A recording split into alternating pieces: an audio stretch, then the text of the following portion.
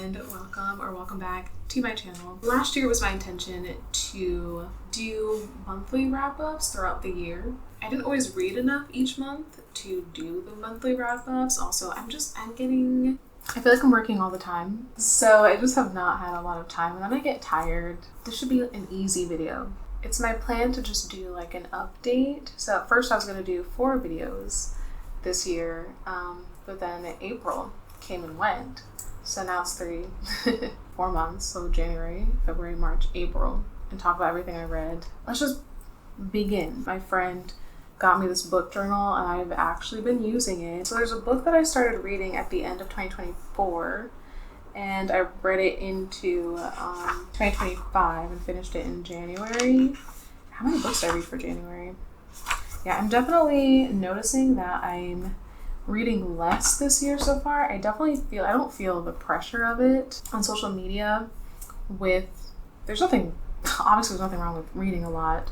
It's a good thing. It's a good thing to read 100 books a year. I wish I had that time. What was I going to say? Oh, I have a lot of people that I follow on Bookstagram who follow me, people I'm like friends with, kind of, that they have just talked about like they're in reading slumps and they feel like, I don't know, there's almost like the sense of guilt of being a reader and then especially being online and not reading that much. I don't have that. I don't feel any level of guilt for not reading as much as I should. I just read when I can. I don't know. I can read if I choose to just sit down and read. I can definitely get through a book quickly. But I take my time with books a lot of the time. I try to read at night before bed. It's calming, it's relaxing. And sometimes I fall asleep. I have fully had books fall on my face because I'm falling asleep as I'm reading before bed. I've listened to audiobooks while falling asleep and woke up to there being like 30 minutes left. And it's not like I get bored while reading. I mean, reading can be very fun, of course, but reading does have a quality to it that makes me want to go to sleep. And that's why oftentimes I like to do it before I go to bed. Like last night I was reading, had the best sleep of my life before, and I managed to finish one chapter before I went to sleep. So anyway, what's really nice about this book that my friend got me is I do make notes in my notes app on my phone to like as I'm reading or listening to a book. But what I really like about this book is that it kind of organizes things in a way. So this book asks for obviously book title, author, the genre, your rating, a quick opinion of the book, why you chose the book, date you began, date you finish, which a lot of reading apps do provide or have that, which is really nice because I forget when I read books. Summary, your favorite quotes, and highlights of the book. And so it's super, super helpful to like keep myself organized because usually when I write stuff down in my notes app, I just do like quick little like as I'm reading or listening, like that was weird. Why did you say that? And then sometimes I completely forget what I was even talking about. Speaking of reading apps, I did delete Goodreads finally. I've been trying to like get away from Amazon stuff. I was trying to figure out how to de-Amazon my Kindle. I'm afraid to like break it because I was reading things about people de-Amazoning their Kindles and I've seen some people say that they messed it up, and that would likely happen to me. So there was this whole controversy with like Fable last year. At the end of the year, their reading wrap-ups were super problematic. They said that they're fixing it, so if it is actually fixed this year, then I think it's okay. So far I actually like what it says right now. So it says, romance reader, you've been reading about magical battles and riveting romances. Don't ever change. Your reading life seamlessly combines both passion and magic. Going to try Fable, and yeah, if they mess up again this year, then I'm going to move on to another reading tracker, but I'm gonna try this app and use it while simultaneously using this. So the first book that I recorded is The Girl in the Tower by Katherine Arden. I'm in love with the series. But basically in the first book, or I guess just in the series, we have a protagonist. Her name is Vasya. Her actual name is Vasilissa. What's her name? Vasilissa something. And but her nickname is Vasya, and so it is set in like medieval Russia, like 1400s Russia, I believe. It's like part fantasy with like folklore, but also kind of historical. Vasya, Lemon Girl Vasya. So in the first book, we're following her from before birth through her childhood up until she's like a teenager. And I will say, like, and I mentioned this in the video that I did talk about the Bear and the Nightingale, that trying to figure out what exactly is going on does come about in a slow way. Like, the first book is rather slow paced, but we start to learn that Vasya can see things. She can see figures of Russian folklore, in particular beings that are like known for taking care of a house. But so she can see these things, and her kind of like duty to also help them and protect them, because as Christianity is growing, it is pushing out the old beliefs. The major religions, when they came into practice in many parts of the world, older beliefs were treated as, witchcraft. But because of this, of course, Vasya often gets accused of being a witch, because we wouldn't have a strong, independent woman without her being accused of being a witch. All the best women are. A lot of stuff happens in the first book that, of course, I will not get into because spoiler territory, but just know that I loved the book. There were these like special editions, and I'm not like one of the people who's like, I have to have every single version of a book, but this is a series that I wanted. Like, it was like sprayed edges and like really beautiful covers. Don't have the money, but I didn't want it. I'm pretty sure they're sold out now. It was like a limited thing, or like maybe I'll have somebody rebind this for me somehow. I don't know. I gave the book 5 stars. Like, when it comes to a book I really like, I'm going to be highly biased. Like, always going to be highly biased. I'm sure there's flaws maybe somewhere. Don't care. 5 stars. Quick opinion of the book. One of the best books I've ever read. Pure entertainment. Vasya is in Moscow. She's posing as a boy and poses really well. She's not particularly feminine. Like, she's thin, she's tall. And I think the end starts with her leaving. The first book starts with her leaving. And in this book, Vasya has a horse called Solove. I don't speak Russian, very obviously, do not. Vasya has this like magical horse that can turn, I think it was a nightingale. He can like turn into things, different things. And I think that's part of where the nightingale comes in. I almost called her Isla. Woo. Vasya, she's very vocal and very opinionated. And in some ways that does get her in trouble. But all the best women, again, are troublemakers. Oh, God, it's so good. According to my book journal, so my favorite quotes, one is from page 304. This is Vasya's brother. So Vasya is often termed a witch. Her family, which I love the family in this book. Vasya has a brother named Sasha who becomes a monk. But he's not like behind the walls reading, writing, studying. He's in battles. While Vasya is in Moscow, Sasha is very supportive of her. He knows she's not a man, but keeps her secret for her to protect her. Towards the end, Sasha is disapproving of some of the ways that she does things, but ultimately he loves her. There's a part in the book, one of my favorite quotes from this book, that he's kind of just observing Vasya and thinking about her. So I'll just actually read the whole passage, but then I'll actually just maybe put up the quote that I'm talking about. So Sasha looked at his sister. He had never thought of her as girlish, but the last trace of softness was gone. The quick brain, the strong limbs were there, fiercely, almost defiantly present, though concealed beneath her encumbering dress. She was more feminine than she had ever been, and less witch. The word drifted across his mind. We call such women so because we have no other name. So there's so many like romantasy books where certain heroines and female characters are determined and held up as these like feminist icons, but I disagree a lot of the time with what people are determining as these like strong, independent women. To me, Vasya is really one of them without it being like hitting you over the head. She just does stuff. It doesn't have to be like, I don't know, she's walking through the fire and like cars are exploding behind her. I don't know, she's just existing and being awesome without it being forceful. There's also another quote literally on the next page after the witch quote. There's somebody, he's talking to, I think, another monk, and he tells Sasha, Vasya's brother, when I met her at Lesnaya Samzamilia, I was lost in the rain, he said. She was gathering mushrooms, wet as a water spirit, and riding a horse with no bridle. I knew she was not a girl formed for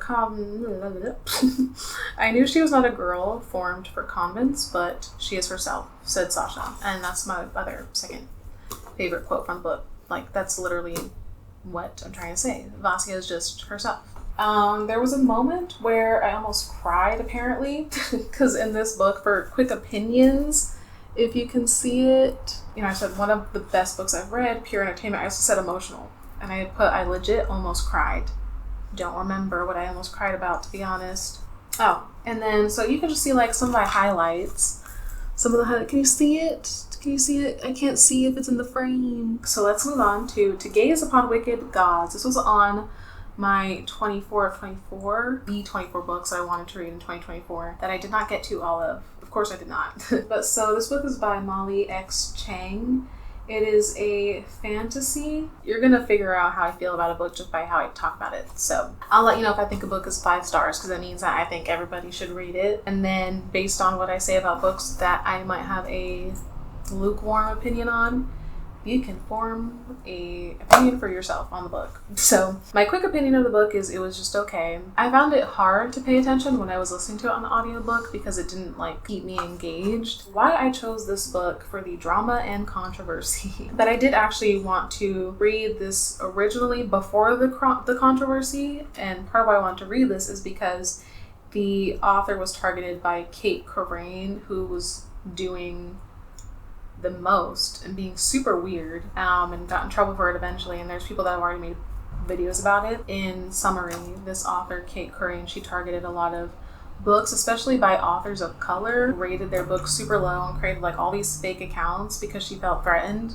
by them. And so because of that, I wanted to purposely support the authors who were a part of her weird hate train. Okay, so the synopsis of To Gaze Upon Wicked Gods. Ruying is the main character. She has power over death. He has power, he being the main male character, he has power over her. And two enemies strike a dangerous bargain. Will they end a war or ignite one? Heroes die, cowards live. Daughter of a conquered world, Ruying hates the invaders who descended from the heavens long before she was born and defeated the magic of her people with technologies unlike anything her world has ever seen. Blessed by death, Ruying, she was born with the ability to pull the life right out of mortal bodies. So she shouldn't have to fear these foreign invaders, but she does, especially because she wants to keep herself and her family safe. When Ruying's gift is discovered by an enemy prince, he offers her an impossible deal. If she becomes his private assassin and eliminates his political rivals, whose deaths he swears would be for the good of both their worlds and would protect her people from further brutalization,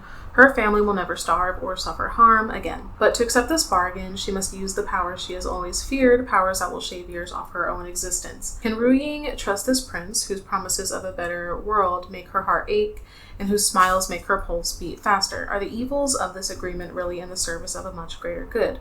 Or will she betray her entire nation by protecting those she loves the most? People were criticizing this as a colonizer romance. The people criticizing it, I understand, and then the people trying to explain why that's not the case, I understand their points as well. I will just leave you with this quote. So this is from chapter 29, the main male character in this so far. So she says, "We're not equals. I can kill someone without touching them. Can you?" And then he says, "I can command armies and wipe out cities if I wish. Can you?" So she says, "I press down my lips together, bite down," I think is what it said, "the almost smile." I was trying to give this story the benefit of the doubt. I wouldn't say necessarily, I don't know how to describe it. He's a part of a regime, and it's not even like he's just a child that's not really responsible for the decisions of adults. He is actively participating in the oppressing, and he's making a joke about the fact that he could wipe out cities if he wished, and she's like, to bite down my smile. I'm also just gonna leave you with that. I'm not gonna make much commentary about the colonization and the colonizer romance thing. I'm gonna just leave you with that. But regardless of that aspect, there is a lot of telling. So the main character, she gets employed as an assassin, and we don't oh man, 28 minutes? I have to charge my camera. God damn. For it being in the synopsis, her being an assassin, it just don't see a lot of it. She tells us a lot by way of her telling Antony, so the audience learns that she's killed people and she's killing people because she reports to her boss, who is Antony. I'm definitely not seeing a romance between the two. They do feel things for each other, but what I can see a case being made for is Ruying being incredibly naive. I do not think that Antony is the one that's going to end up with Ruying. There's another guy in the book that I think is probably likely to be the end game, if there is one at all, because there doesn't have to be one. But so I do think that Antony and Ruying, I think it's a purposefully toxic relationship. I think with this story being through Ruying's point of view, she's the one that's convinced that Antony is good. So because it's through her point of view, it can kind of muddle how Antony is being portrayed. But also, so another thing, the world does not feel very populated. Part of my problem with a lot of books where it feels like it's just not, it feels so like empty. And that's just with a lot of books where it doesn't feel like, you know, obviously in books you have a select amount of characters, so you're not including like 20 different people all the time. Are there other people in this world? Like, it kind of just feels like, that's how I felt with like ACOTAR, reading ACOTAR. For example, when they're in the first book, in A Court of Thorns and Roses, when they're in the Spring Court, like, you're telling me that there's people that live there? Because it doesn't feel like it. Like, I know that they go to, I don't know if it was, I think it was in the first book or maybe the second one in the beginning. They go to a village. It seems like it's the only village. And if you ask me, there's like 5 houses there. When Feyre goes to Valaris, it does feel more populated. There's a restaurant and there's an art studio and stuff, but it feels like you know what it reminds me of? It reminds me of The Sims, Sam Mushino or something, where it's a city, there's like different districts, and then when you go to each district, there's like one business that's open, 2 or 3 residential lots. That's what it feels like. Catherine Arden makes it feel like there's people that exist. Even in like a old world medieval Russian village, it feels populated, and you know, it's active, like it feels alive. Let's move on to the next book, which actually I was just thinking about this. Well, I was thinking about the author as I was talking about making something feel populated. I saw this book in Barnes and Noble and it was like $40 something, almost $50, and I was like, yeah, you're cute, but you're staying there. Because there were other things that I wanted, and I had like gift cards and stuff. I wanted to get more things, so I left it. My mother got this for me using like points from work. So it's kind of like, I don't know, it's very cozy and good for like the winter time. Hobbit was like, it's a children's book, so it is just like very lighthearted compared to the tragedy of the Silmarillion. If I go to my book journal, obviously I gave this 5 stars. As I've gotten older, I've come to appreciate reading a lot more, and I think just also my comprehension is better. I just enjoyed reading this book even more than the first time. And of course the summary, if you don't know literally zero about anything Tolkien related. Bilbo Baggins, he's employed as a thief to Thorn and Company, who are dwarves, by Gandalf the wizard. He goes off on an adventure. He, as in Bilbo, goes on an adventure into the wild. They tried to like take some of the tone from the Lord of the Rings trilogy films and put that with The Hobbit. The Hobbit doesn't really, I mean, I still enjoy the Hobbit movies because, I mean, there's so much heaviness in Tolkien's entire world that I think we could have done with some lightheartedness for the movie. Where did I put my other book? Oh. Barnes & Noble, they were having a hardcover sale, and so I was just like scrolling through all the hardcovers that they had, and whatever appealed to me, I was like, I'm gonna get that. I see it, I like it, I want it, I got it. So Women of Good Fortune, it is multi-POV, so there's 3 main characters, and so it alternates between all 3 of them. It is a rom-com, it's a heist, it's also like kind of feminist literature. So a reluctant bride and her 2 best friends plot to steal all the gift money from her glitzy high society wedding in this dazzling, heartfelt, funny novel for fans of Crazy Rich Asians, which, like, yeah, it definitely felt very Crazy Rich Asians-esque. These women are Chinese. They live in Shanghai. Traditionally, guests will give money in red envelopes. So her name is Lulu, the woman that's getting married. She managed to bag a rich man. The guests at the wedding are going to be very, very rich. Her 2 besties, one is named Jane. Jane is a woman who likes to spend money, but her husband does not. And the other one is Rena. Rena is a Chinese American, and she lives in Shanghai now.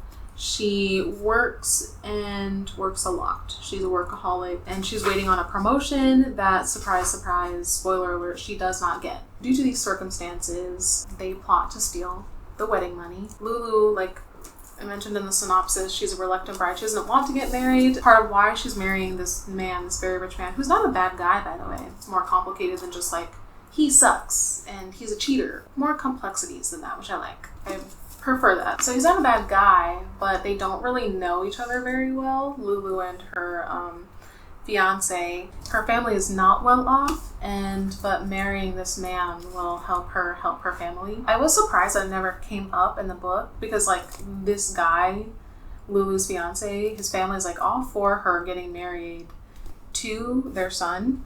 Modernity. I will say, okay, let me go back to my journal. So quick opinion of the book. Pure entertainment. I put guilty pleasure read. I have no guilty pleasures. I'm not guilty. I don't feel guilty for anything that I like. But it's, it's not like a literary masterpiece, but it was very, very fun to read. I like the cover. I like all the red. And it was, competently written in my opinion. And I thought the characterization was good. Like each character, there's 3 different POVs. I thought each character was good. I do think Jane is a bit of a bitch, but she's aware of that. So good for her. The highlights, each character's POV feels like a different person. Not a big ask, but a lot of authors can't pull this off. So big authors can't pull it off. One thing I wrote in my notes is that I'm not a criminal mastermind. One time I accidentally stole a toothbrush from Walmart and I felt bad about it. Parts of their plan did not make sense to me, but you have to suspend disbelief for something like this. One thing that I think because there's 3 different plot lines. Lulu has a fiance. Jane is already married. So the only person who's single is Rena, and Rena does have a love interest. And I think because you already have the heist, Jane is dealing with her own marriage problems. Lulu is dealing with her feelings of not being particularly happy with her upcoming nuptials. That Rena has a romantic relationship that feels a little bit rushed. But I did enjoy the book. I'm going in chronological order from the books that I read in the beginning of the year to up until relatively recent. And in my journal, it really bugged me too, because I was trying to be really good with like the dates, keeping them together and in order. Started writing and journaling Women of Good Fortune, and I was like, wait a minute. I read Onyx Storm before this book. That was my final credit that I used before I canceled my Audible subscription. And I definitely feel like I'm going to end up doing a plot summary. I don't know what's going on. Like, the first book had its flaws, but I was able to follow kind of what was going on. Iron Flame and On. Couldn't tell you what's going on. This is what I wrote. Can you see it? Chapter 3, Mine, Violet and Zayden. That is a Court of Mist and Fury, because Feyre and Rhysand get off on calling each other mine. Onyx Storm is romantic fantasy. It's romantasy. I'm not going to be disrespectful, so I'm going to keep some of the things that I wrote to myself. But I don't love the Empyrean series. I understand why it's popular, because it has all the elements that people like in romantasy. It has a shadow daddy, and it does have dragons, barely. I mean, they're there, but they're not there as much as I would like them to be. It has sex, smutty, steamy scenes, which I don't hate on people for liking. I don't mind them either when they're written well. I will say at least what I wrote here is, I don't know, can you even read my handwriting? I have really bad. The reason why I chose to read the book, I wanted to know what happened, but I don't think I care anymore. But will I read the next one? Yes. When everybody's talking about something, it's like, you're curious. I would say this book is more fun than Iron Flame, just because they're actually going places. Iron Flame, all I remember is Zayden and Violet arguing. Cycle, the Empyrean series, whatever it's called. It's about, there's a war college, people fly dragons. They originally think that their enemies are these people who are called Griffin Riders. So what actually is the issue is that these beings of myth called Venin that have wyvern, which are like the opposite of dragons. But so really it's the Venin that are the enemies. Meanwhile, people have the ability to turn into Venin. I don't think this is really a spoiler. If you're interested in an opinion on Onyx Storm, I'm assuming you've read the first 2 books. At the end of Iron Flame, it is teased that Xaden is Venin. What happens is these people draw from the earth, and they're not supposed to do that for some reason. And so has the ability to corrupt. So Xaden is Venin, which means that he is turning evil. And now, 3rd book, we're trying to figure out how to like protect, save him, whatever. We're also still fighting the Venin. Honestly, at the end of this book, potentially, Violet's pregnant. There's like all these theories, but it kind of makes sense. People will hate that. Some people will hate that. But so let's just go through my notes. It's chapter 13. There is a meta comment, which I got that from Reddit. Riddick is like the comic relief, sort of, but he's also kind of like a serious character at times. He's a fan favorite.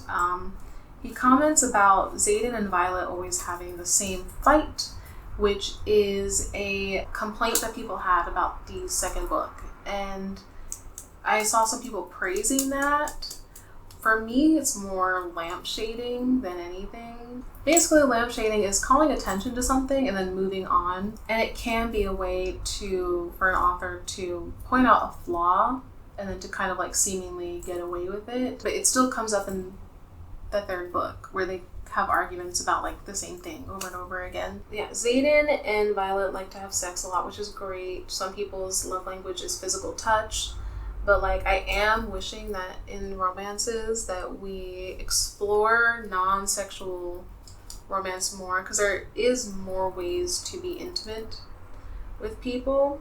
Yeah, I do feel like, I don't know how much planning has gone into this series. I know that it was an attempt at the author's publisher to basically like cash grab for fantasy stuff, because Rebecca Yarros was a romance writer. The publisher was like, look at how much these romantic fantasy authors are making. Let's get y'all to start making some romantic fantasy. And then so, I mean, I'm not saying that it wasn't like an actual passion project for Rebecca Yarros, but it was definitely like a money move. All writing is hard. Making a coherent plot is hard. It's not like fantasy is a more elevated writing or like you have to be a somehow better writer. It is a little harder. Well, it's more involved, I guess I should say. I feel like there's more of a simplicity to the first book, and now we're getting kind of into, there's more stuff getting entered into the story, thrown into the plot that's making it more complicated. Like, it's very confusing. And there's just so many characters. Like, this book, this story, this world is populated. Overly populated. Alright, the next book I want to talk about is Bloodmarked by Tracy Dunn. My quick opinion of this book is pure entertainment. These books are super, super fun to read. They remind me of reading Percy Jackson for the first time. It's just a lot of fun. I think it's a perfect YA. It is a little bit more mature than Percy Jackson's middle grade, but it's like for more mature kids. But I love these books. I think these books might be one of the ones that they're trying to ban in schools. We already have so little books that are doing well. This is a successful series. We already have so little books with Black female main characters who are. I would have loved a book like this when I was in school, when I was a teenager.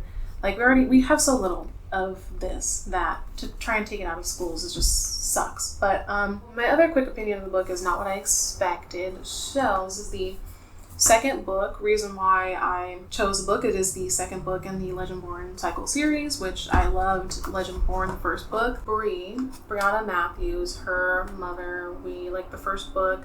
The first chapter is we're informed that her mother was killed in a car accident, And then she starts to learn of this like secret society connected to the old Arthurian like legend that is actually real, like they were real people rather than of myth. Like they're real people who have descendants who have power, and they are in opposition to like demons and like Shadowborn, which are like just demons. Yeah.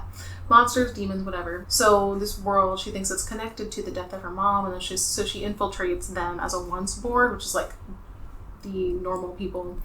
And but getting entangled with them, she starts to learn, well, towards the end of the book, she learns that she is actually of them. Like, she's not just like a once-born. She's actually, well, yeah, you can skip this, because if I'm talking about this book and you're okay with me talking about it, then you've already read the first book. So, first book, she learns that she's a descendant of Arthur, which I love. I don't love how it happened, but I love that a black girl, because this is a very white society. I think I might actually do a plot summary of this, because some things do confuse me that I kind of want to explain it to myself. She's a descendant. She's a descendant of Arthur.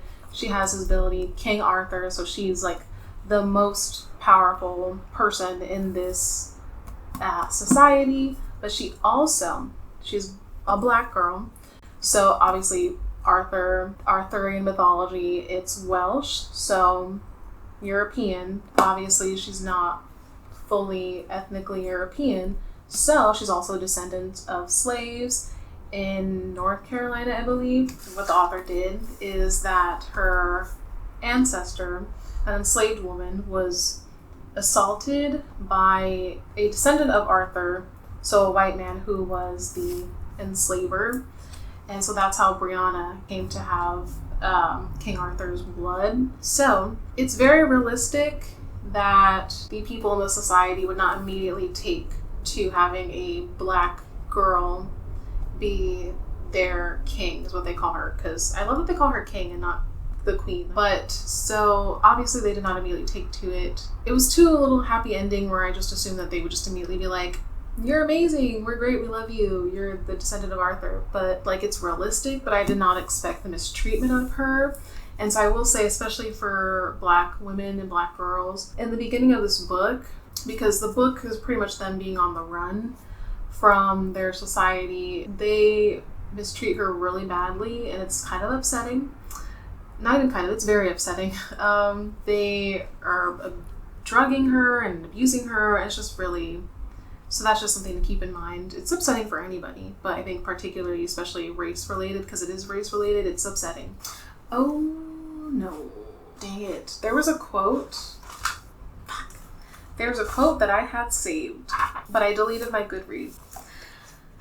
There was a quote about grief that I really, really liked. So I just like how this book deals with grief. Well, actually, I'm not going to misquote it. So, like, in fear of misquoting it, I'm not going to try to paraphrase the quote, but I will just say, like, grief looks so different for everybody. Grief is just, like, a weird thing, and it doesn't look the same for everybody. Yeah, I just like how grief is portrayed in the Legendborn cycle. And then the highlight is Cell. I do hope they end up together, because they're cute. Nick, who is currently Brianna's boyfriend, I do like him. I also feel like their relationship I think it was a little rushed. May have been intentional if they're not actually going to be endgame. Moving on. Dang, how many books did I read?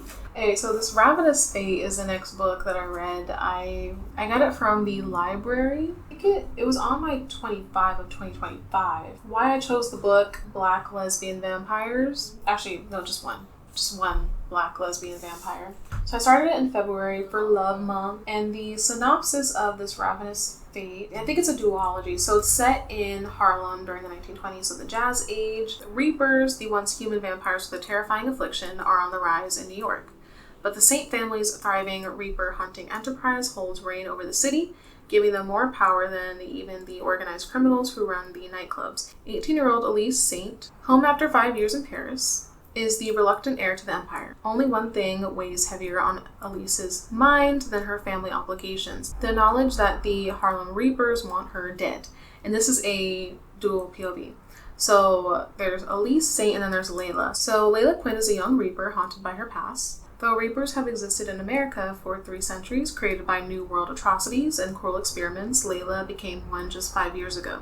The night she was turned, she lost her parents, the protection of the Saints, and her humanity, and she'll never forget how Elise Saint betrayed her. But some Reapers are inexplicably turning part human again, leaving a wake of mysterious and brutal killings. When Layla is framed for one of these attacks, the Saint Patriarch offers her a deal she can't refuse: to work with Elise to investigate how these murders might be linked to shocking rumors of a Reaper cure. Once close friends, now bitter enemies, Elise and Layla explore the city's underworld, confronting their intense feelings for one another and uncovering the sinister truths about a growing threat to Reapers and human alike. I think if you like Sinners, which I have not seen yet, and I know. But so if you like Sinners, I do think that you should give this Ravenous Fate a try. Yeah, I think the writing was fine. It was the plot that was kind of meh to me. I thought the prologue was really cool. So it talked about Valeria, who wasn't a big character, but Valeria is like an old vampire in the city in New York. So if Valeria was not a main character, which she wasn't, the prologue should have been about what happened between Elise and Layla, because I spent the whole book trying to figure out why they even hated each other, and the whole time I kept thinking, did they say it? Did they say why they hate each other? And then they didn't. It was revealed in the end. It was kind of, so it is like a supernatural, sort of urban, because it is set in modern times and city. It's sort of like a mystery because they are investigating something. The mystery is very clear from the beginning. Who's responsible? Valeria's story, I mentioned Valeria, she's like the book starts with her, and her story is a prologue. Then throughout the book she does show up. I think she's kind of like the leader, it seems like, of Layla's group of vampires in New York, and she's very old. But Valeria's story reminds me of the protagonist from Beloved. She killed her daughter so she didn't have to suffer, and Valeria, I believe, I read this February 25th. Well, yeah, I started reading it February 25th. Valeria, I think she killed her daughter as well to save her from being a vampire, I think. Yeah, so the highlights, I mean, there's some critiques I could give, but the highlights: Black, lesbians, vampires. There's discussions of race, kind of, and also relation to the vampires.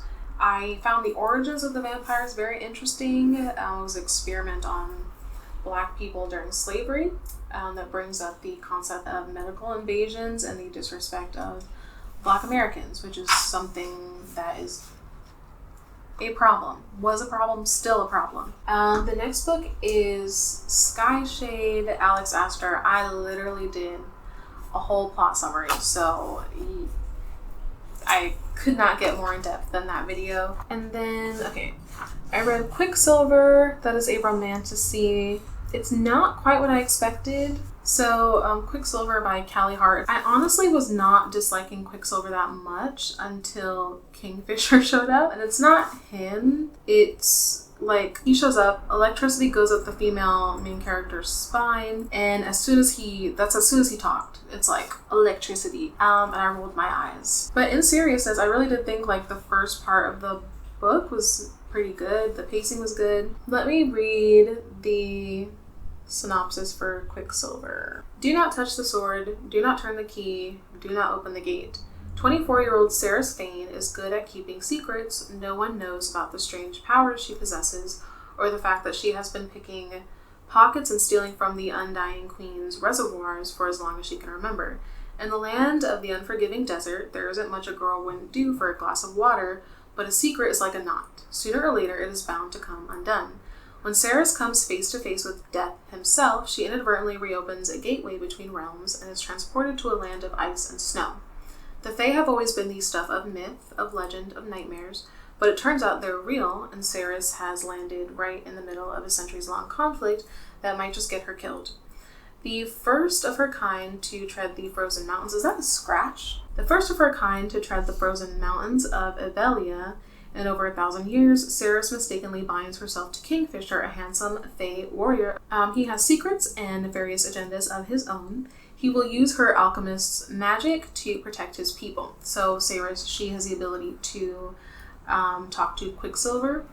So no matter what it costs him, he'll use her magic to protect his people. No matter what it costs him or her. Death has a name. It is Kingfisher of the Ajun Gate. His past is murky, his attitude stinks, and he is the only way Cerys is going to make it home. Be careful of the deals you make, dear child. The devil is in the details. Now with an embossed cover. Okay. Anyway, it's the Kingfisher as a character I don't dislike. It's just like, of course he shows up and it just follows all the typical romantasy tropes and plot points and beats. Like I said, I thought the pacing at the beginning of the book was fine. Cerys is, when she ends up in the Fae world, she is tasked with creating something for like the king of where she ends up. His name is Belicon. I think if the plot had stayed, Cerys has to create something for Belicon. I think that would have been fine. Her stuck in this castle, having adventures, I don't know. But then she leaves. Once she leaves that place with Kingfisher, it just like unravels a little bit for me. One thing that's been going around a lot is that cliff notes are mentioned. So cliffs, it's cliffs notes, not cliff notes. Cliffs notes.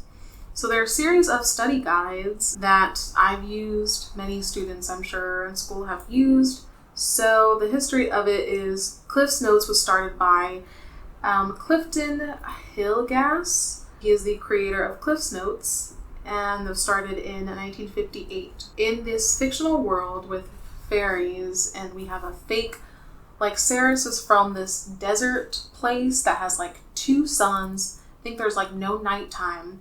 We have Cliff's Notes. So that means somewhere in this world Nebraska exists, because Nebraska has to exist for Cliff's Notes to exist, which means that America exists. So it's such a minor detail, but like it just doesn't make sense to include Cliff's Notes in something where like Nebraska shouldn't exist. Like, it don't make no sense. There were things that I enjoyed about the book though. Like, it was enjoyable. I found it more enjoyable than honestly some romantasy books that I've read. I felt Cerys had a personality more so than some other female main characters in some of these books. So the longer the book went on, the slower it got. It started to get less interesting. There's a lot of men in this. There's one nice female character. She becomes a captive. That's it. And then there's a female warrior who's bitchy and jealous. Anyway, so I will leave you with this quote from the book, and then I'll move on to the next book. Fisher and Carrie, and there's a character who's kind of just comes in for comic relief. He's a human from Cerys's world. And so Fisher and Carrion, they don't like each other that much. Carrion had a fling with Cerys. Fisher and Carrion have a... By the way, Carrion is like dead meat. They get into it. Carrion calls Cerys Sunshine. Fisher goes, don't call her Sunshine, because she is moonlight, the mist that shrouds the mountains, the bite of electricity in the air before a storm, the smoke that rolls across the battlefield before the killing starts. You have no idea what she is, what she could be. You should call her Majesty. Alright, so the next book is Greenteeth by Molly O'Neill, which I did really enjoy. But it wasn't like a perfect book for me. It's a folklore, fantasy, like supernatural, and also Arthurian a little bit, which that kind of caught me off guard. So maybe I'll write that down in my journal. Not what I expected. Entertainment. Yeah, it was fun. It was a fun book. Oh, why did I choose this book? I chose this book because I was on my library's, like, looking through Libby on my library's, like, catalog, and I looked through that thing like I'm shopping. And I'm like, what books are available? And I saw Greenteeth, and then I looked it up, and the way it was described, I was like, that looks interesting. Beneath the still surface of a lake lurks a monster with needle-sharp teeth, hungry and ready to pounce. Jenny Greenteeth has never spoken to a human before, but when a witch is thrown into her lake, something makes Jenny decide she's worth saving. Temperance doesn't know why her village has suddenly turned against her, only that it has something to do with the malevolent new pastor. Though they have nothing in common, these two must band together on a magical quest to defeat the evil that threatens Jenny's lake and Temperance's family. as well as the very soul of Britain. I didn't know what a Jenny Greenteeth was. I thought it was made up for the book, but they are a real thing, so that's cool. It's funny that there's just like a creature named Jenny. Temperance as a witch I thought was a cool addition. So the other people that Temperance ends up going along with, like, she's a human but she's a witch, so she straddles the line, but her other companions on the journey in the book are Jenny Greenteeth and a goblin. The only thing is, like, Temperance gets on my nerves a lot. She's surprisingly closed-minded for a witch. I think she's not very understanding of Jenny's predicaments sometimes, and there was a part where they start to disagree, and why they disagree, I understand Temperance's point, but, like, when they make up, she's like, I still think I was right. And I'm like, that's not how you apologize. Even if you think it, you don't say it. Like, that starts to lose itself a little bit towards the end. This is what I said at the end of my notes. So the found family doesn't really feel as close as they should be. Half the time I just felt like Temperance was not the best friend. I really didn't want anyone to die when they were prepping for the finale, but suddenly I stopped caring. Then the last note is, okay, never mind, the end is cute. Give me a cute ending and I throw out all my criticisms. So, the last book I'm going to talk about is The Lost Souls. The Last Souls of Benzaiten was another one of the books that I got when I got this book. It was the hardcover sale at Barnes & Noble. It's also like a fantasy, but very light on the fantasy. The book, I thought it's emotional. It's really a lot about mental health. Okay, so the synopsis, it's categorized as like a young adult fantasy. So Maki, she's Japanese American, I'm assuming, or could be Japanese Canadian. I don't know. I'm assuming Japanese American. But so she had an experience with a friend group but she's really been like this for her whole life, where she's shy. She, for a year, has stopped talking, and her parents are very worried for her. She's going to different therapists, and nothing's really working. Her grandparents pass away, her mother's parents, and so the parents go to deal with that, and Machi, seems like it'd be Machi, but she is alone for the time that they're gone. She decides to visit like a temple for Benzaiten, one of the luck gods of, one of the seven luck gods, I think. And Benzaiten appears. She appears because Machi wishes to be a vacuum cleaner. A robot vacuum cleaner. Benzaiten is like, no, I'm going to get you to love being a human. It honestly, because it's young adult, I mean, you can deal with heavy stuff, of course, with children and young adults, but she's essentially not wanting to exist, is basically, it doesn't get as dark as, it's never even really mentioned that she has thoughts of not wanting to exist, as in, but her wish to be a robot vacuum cleaner and not just having to deal with the world, with people, it kind of borders on she wishes to be, non-existing in that way. Through Benzaiten and just through her therapist also encouraging her, a good therapist. She does meet more people, makes more connections. She does end up talking again, which would be the natural conclusion. I do think it would have been more interesting if she did not begin to talk again and then still have people who would love her regardless. But I mean, it's not like, I saw some people say like it seems like she was cured or whatever. There are people who become selectively mute and then they might talk again. Maya Angelou, I Know Why the Caged Bird Sings. She became mute after a horrible, like super traumatic experience of her being assaulted, and she was mute and then, ended up getting her voice again. But, so I don't think it's not like you're fixed. I don't remember how it happened for Maya Angelou, but I don't think it's out of the realm of possibility or I don't think it's unrealistic that Machi started talking again and how and why she started talking again. I do think some of the progression of the relationships she makes, some of the relationships she makes, they kind of happen sort of quickly. It does get wrapped up in a pretty bow. My audio just cut out.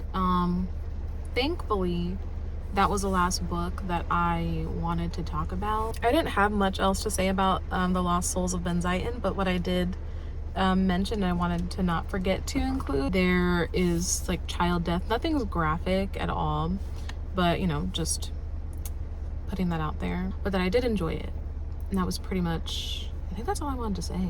Was there anything else I wanted to say? All that's left to say really is thank you for watching. Don't forget to like and subscribe.